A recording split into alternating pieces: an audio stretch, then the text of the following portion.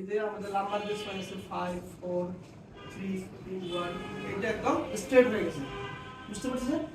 আবার এই দিক থেকে যদি আমরা চিন্তা করি তাহলে দেখা যায় এই স্পাইনটা একদম স্ট্রেট থাকবে, সোজা থাকবে, সেটা সোজা না থেকে একদিক বেঁকে গেছে।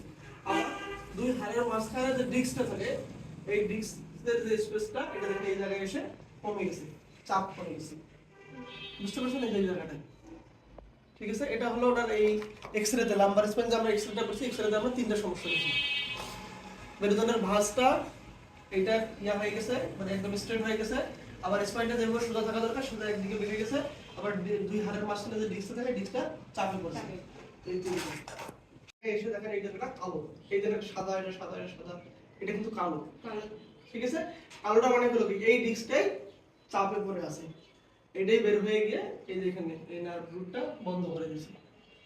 দেখেন এখানেও দেখেন, এইটা দেখেন সুন্দর ক্লিয়ার, বুঝতে পারতেছেন? এই দেখেন এটা সুন্দর ক্লিয়ার, এটা ওই যে ক্লিয়ার না, ব্লক হয়ে গেছে, এই নার্ভ রুটটা ব্লক হয়ে গেছে ঠিক এই জায়গায়। ঠিক আছে, বুঝতে পারতেছেন কি? এই দেখেন কত সুন্দর এইগুলা। আর এই ডিসটা দেখেন একদম কালো হয়ে গেছে, সাদা, এই যে সাদা এটা কালো।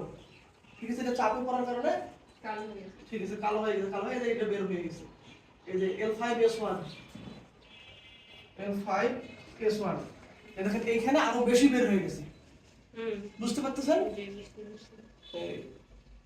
তাহলে ওনার এই এমআরআই এর মধ্যেও দুই জায়গায় সমস্যা হচ্ছে, সেটা হলো L45 ডিস্কটা কোলাপস হয়ে গেছে এবং 5S1, এটাই হলো ওনার পিএলআইডি। ওনার রোগটা হলো পিএলআইডি, যেটা আমি আপনাকে কালকেই বলেছিলাম, মানে রিপোর্ট দেখার আগে বলছিলাম এটা হওয়ার সম্ভাবনা সবথেকে বেশি।